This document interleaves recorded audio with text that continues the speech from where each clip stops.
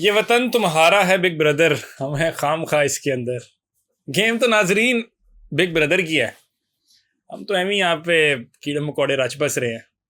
Sir जी, Ducky भाई का big brother ने जैसे गेम बदली वो तो सबको पता है, लेकिन in other shocking events, shocking turn off events, आपके दो और टिकटॉकर्स रजब भट्ट, नदीम नानी वाला, पाकिस्तान लैंड करते हैं जी। इस्लामाबाद हाई कोर्ट के अंदर प्रोटेक्टिव बेल लेके उन्होंने अपना जो केस है उसके स्टार्ट करवाना, तो एक दिन के लिए हाजिरी लगवानी है वहाँ पे। जब वो जाते हैं तो भाईजान हाई कोर्ट के, इस्लामाबाद हाई कोर्ट के दरवाजे खुलते हैं, गेट खुलते हैं, उनको अंदर जाने दिया जाता है एक ऐसी गाड़ी के ऊपर जिसकी नंबर प्लेट भी नहीं होती है। कि नहीं कमाल बात। अब मैं इसको बैकग्राउंड देता हूँ, ये इंपॉर्टेंट क्यों। इंपॉर्टेंट इस वजह से है कि आपके जो फॉर्मर प्राइम मिनिस्टर थे ना, उन पर जब जानलेवा हमला हुआ, उनको वजीराबाद में जब गोलियां लगी, उसके बाद जब वो अपनी पेशियों के लिए इस्लामाबाद हाई कोर्ट जाते थे ना, तो ये लोग पिटते थे कि गेट खोल दो, तो वो कहते थे नहीं जी नहीं, आप इसे हाथे में गाड़ी नहीं ला सकते। तो उनको बाहर उतार के कभी अंदर लाना, कभी रोला रप्पा डालना, हला हला मचाना, समझ। क्यों? क्योंकि एक्स प्राइम मिनिस्टर के जो बिग ब्रदर थे वो उनसे नाराज हो गए थे। डक्की भाई के बिग ब्रदर उनसे खुश हुए, तो देखें कैसे निज़ाम बदला। जो कुछ उनके साथ हुआ बड़ा गलत हुआ, लेकिन उसमें जो अपॉर्चुनिटी थी उसको बिग ब्रदर ने बड़े अच्छी तरीके से इस्तेमाल की। तो बिग ब्रदर की सर गेम है, समझ रहे हैं आपने, ये है। अब ये रजब भट्ट ने आने से पहले भी एक शाउट आउट दिया था, पता है किसको दिया था? बिग ब्रदर को। उन्होंने कहा था कि जी मैंने अभी व्लॉग देखा है, मैं पाकिस्तान आ रहा हूँ, और व्लॉग के अंदर जो डक्की भाई ने बातें बताई हैं बड़ी गलत थी, बड़ा अफसोस हुआ मुझे, लेकिन मैं क्विकली जो इंपॉर्टेंट, जिसके लिए मैंने कैमरा ऑन किया, जिसके लिए मैं वीडियो रिकॉर्ड करा रहा हूँ, वो बात कर दूँ कि पाक फौज जिंदाबाद। और साथ ही साथ उन्होंने कहा हमारे एजेंसियाँ जिंदाबाद। इन शॉर्ट वो एक लाइन कहना भूल गए थे, बिग ब्रदर जिंदाबाद।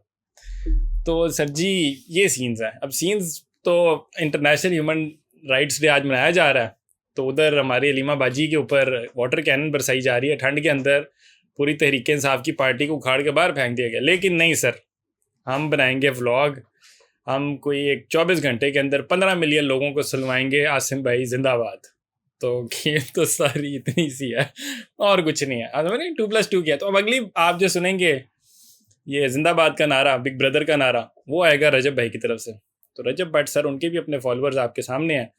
तो अब apparently it seems कि we have come down to this, we have chosen this last resort कि हम टिकटॉकर्स को उठवाएंगे, बिग ब्रदर्स को प्रमोट यहाँ से करवाएंगे। पहले ये बैटिंग ऐप्स को प्रमोट करते रहे, वो हम भूल जाएंगे कि कानूनी था नहीं था, इनको पता था नहीं था, ये उसके अंदर कितना इन्होंने क्रेडिट लिया, कितने % इनका उसके अंदर शेयर था, ठीक है, हम उसको भूल जाएंगे। हम करेंगे बात बिग ब्रदर की। पीटीआई के साथ जो रात हुआ जिसका मैंने हवाला दिया, दैट वाज वेरी रॉन्ग भाई, गलत बात है।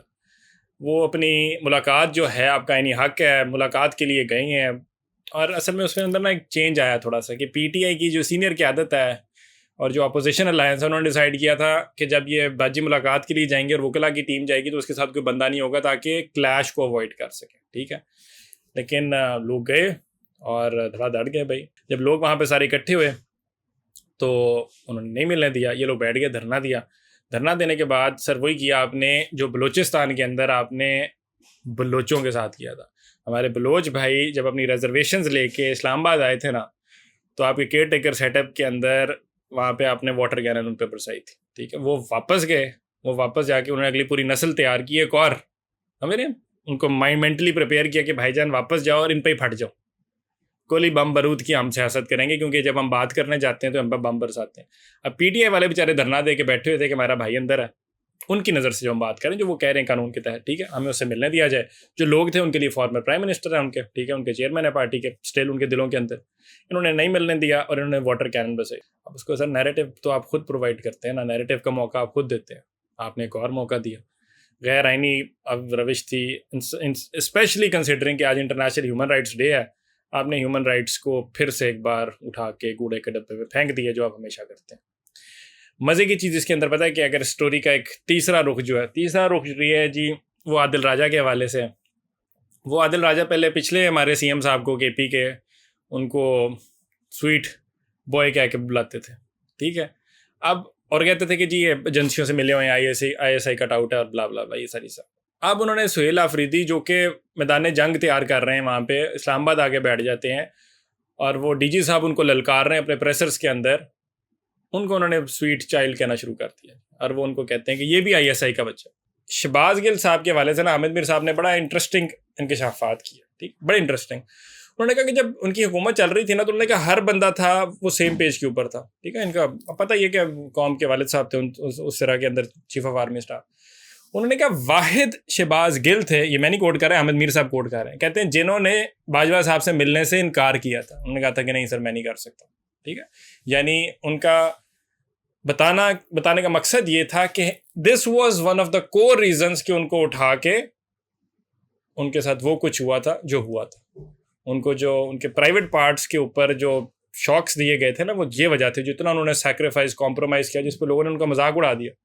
तो भाईजान अगर तो हकीकत में ये वजह थी कि इतना प्रिंसिपल स्टांस था, फिर तो सलूट है सर आपको, बड़ी बात है। फिर तो एक्चुअल दिल जिगरा जो उन्होंने दिखाया शहबाज गिल साहब ने। तो लेकिन मेरा पॉइंट ये कि उनकी परसेप्शन क्या बिल्ड की गई थी कि भाई वो भी बिके हुए थे, बिकाऊ थे। अब मैंने बात को लिंक कहाँ से की कि आदिल राजा साहब जो सुहेल आफरीदी को कह रहे हैं कि it's very easy to term के भाई ये भी बिक गया, ये भी ISI का है, ये MI से पैसे ले रहा है, ये blah blah, but you can never understand and you can never know कि एक्चुअल में चल क्या रहा। जो हैं वो पता चलता है, जिनको बचाने बिग ब्रदर आते हैं वो पता चलता है, लेकिन जो नहीं आते सर वो भी पता चलता है। अब इसके अंदर ना KP के अंदर एक तो गवर्नर राज लग रहा है, उसके ऊपर हमने बात भी की थी कल। गवर्नर राज से निपटने का एक जो गवर्नर राज लगाने का एक रीज़न जो दिया था, उन्होंने कहा था टेररिज्म। अब उसके अंदर मज़े की चीज़ बताऊँ आपको, टेररिज्म के अंदर जी KP जो आपकी पुलिस है उसने क्या, हमारा मुराल जो है वो बड़ा गिर गया है, बम फट के, माइनों से फट के, गोलियाँ खा के। तो आप पर मंथ जो है ना 4.2 अरब रुपये हमारा महाना लगाओ तो हमारा मुराल जो है वो हाई हो जाएगा। तो ये निज़ाम चल रहा है। बाकी वापस आएंगे जी, इंटरनेशनल ह्यूमन राइट्स डे मनाया जा रहा है। कुछ इंटरेस्टिंग फैक्ट्स और स्टैट्स हैं इसके हवाले से जो मैं यहाँ पे आपके साथ शेयर करना चाहूँगा। वो कहते हैं कि जी आज ह्यूमन राइट्स डे के ऊपर पाकिस्तान के अंदर सेलिब्रेट करने के लिए बहुत कुछ है। क्या है जी, मिलिटेंसी है, क्या है जी क्लाइमेट डिजास्टर्स है, क्या है जी इकोनॉमिक मेल्टडाउन है। सुभान अल्लाह जी, इंटरनेशनल ह्यूमन राइट्स डे पे सिविल लिबर्टीज़ जो है वो कहते हैं आपकी डिक्लाइन के ऊपर जाती जा रही हैं, और इंस्टीट्यूशनल ओवर रीच जो है वो आपकी पीक के ऊपर है। तो इंटरनेशनल ह्यूमन राइट्स डे आपको भी मुबारक हो। कहते हैं आपका कोई 2.5 करोड़ बच्चा जो है वो स्कूल से बाहर है और एजुकेशन का क्राइसिस है आपका। 40% आपके जो बच्चे हैं, पाकिस्तानी बच्चे जो है वो कहते हैं उनको आपको प्राइमरी स्कूल बेयरली वो कंप्लीट कर सकते हैं, 40%, ठीक है सर। लेकिन इंटरनेशनल ह्यूमन राइट्स डे जो है आपको मुबारक हो। वो कहते हैं जी 42% से ज़्यादा बच्चे जो है ना अंडर 5 जो है, जो रजिस्टर होते हैं एट बर्थ, सिर्फ यानी 48% नहीं होते। ओनली 42% ऑफ चिल्ड्रन जो कि अंडर 5 हैं वो एट बर्थ रजिस्टर्ड होते हैं भाईजान। बाकी लीगली एग्जिस्ट नहीं करते आपकी रियासत के अंदर। जिस तरह अफगानी लीगली एग्जिस्ट नहीं ना करते थे 4 नस्लों के बाद और आपने उठा के बाहर फेंक दिए, इस तरह ये बच्चे भी एग्जिस्ट नहीं करते। तो आप जो 25 करोड़ की अपनी पॉपुलेशन की बात करते हैं, खुदारा उसको छोड़ दें, 30 की बात करना शुरू करें तो वो भी कम होगी, क्योंकि लीगली तो सिर्फ आपके 42% जो कि रजिस्टर हो रहे हैं। क्लाइमेट चेंज आपको डिस्ट्रॉय कर रहा है। वर्ल्ड बैंक प्रोजेक्ट करता है कि जी 49 मिलियन जो आपके लोग हैं साउथ एशिया के, वो पॉवर्टी के अंदर चले जाएंगे, इंक्लूडिंग पाकिस्तान। स्टेबिलिटी नहीं होगी, एजुकेशन नहीं होगी, सेफ्टी नहीं होगी, फूड और न्यूट्रिशन की इमरजेंसी लगी हुई है जी। 11 मिलियन पाकिस्तानी जो हैं वो आपकी इनसिक्योरिटीज़ फेस करेंगे, मैल न्यूट्रिशन फेस करेंगे। बट नहीं सर जी, इंटरनेशनल ह्यूमन राइट्स डे के ऊपर पाकिस्तान की खुशहाली जो है आपको मुबारक हो। फाइनली करना गया इसके अंदर, बिग ब्रदर से आपने बातचीत करनी है और बिग ब्रदर को याद करना है और आसिम भाई जिंदाबाद का नारा लगाना है हर वीडियो के अंदर। अगर आप नहीं लगाएंगे तो आपका कुछ नहीं बनेगा। मज़े की बात जहाँ पे हम कंक्लूजन करेंगे कि सर जी इंटरनेशनल ह्यूमन राइट्स डे तो आप मना रहे हैं, आप गोली बम बारूद से चीज़ें भी चलवा रहे हैं, वाटर कैनन भी बरसा रहे हैं, नहते शहरियों के ऊपर सारा कुछ चल रहा है, और कोई लॉ एंड ऑर्डर नाम की चीज़ ही नहीं है, ठीक है। गोली बम बारूद बस, कुछ नहीं है। और लेकिन सर जी अदालतें जो है आपकी सो नहीं रही, अदालतें बड़ी एक्टिव है आपकी। क्यों जी भला अदालतें क्यों एक्टिव है आपकी? सर जी जज साहब का अल्लाह माफ़ करे, एक सैनिटाइजर चोरी हुआ और 2 उनके कोई केले चोरी हो गए, वैसे तो सेम रिपोर्टेड ठीक है। वो अल्लाह माफ़ करे वो पर्चा हो गया सर जी, पर्चा कट गया और पुलिस तफ्तीश कर रही है। और यार अल्लाह माफ़ करे आपका 60,000 पेंडिंग केस है, लेकिन नहीं सर जज साहब के आपने केला क्यों छेड़ा? तो समझे ना। तो आप ऐसी हरकत आज जब करेंगे तो फिर आप फंसेंगे। जब आप फंसेंगे तो पर्चे आप देखिए तफ्तीश हो रही है, बाकायदा लोगों के केले चेक किए जा रहे हैं कि किसने सेब किसने उठाए जज साहब के, और मामला चल रहे हैं। दूसरी तरफ जज साहब का बच्चा था, उसने अल्लाह माफ़ करे 2 बच्चियाँ नीचे दे दी और उनको भी बेल मिल गई जी, सुलह सफाई होगी। तो क्या बात है, सुभान अल्लाह। इंटरनेशनल ह्यूमन राइट्स डे मुबारक हो आपको। पाकिस्तान जिंदाबाद। अल्लाह हाफ़िज़।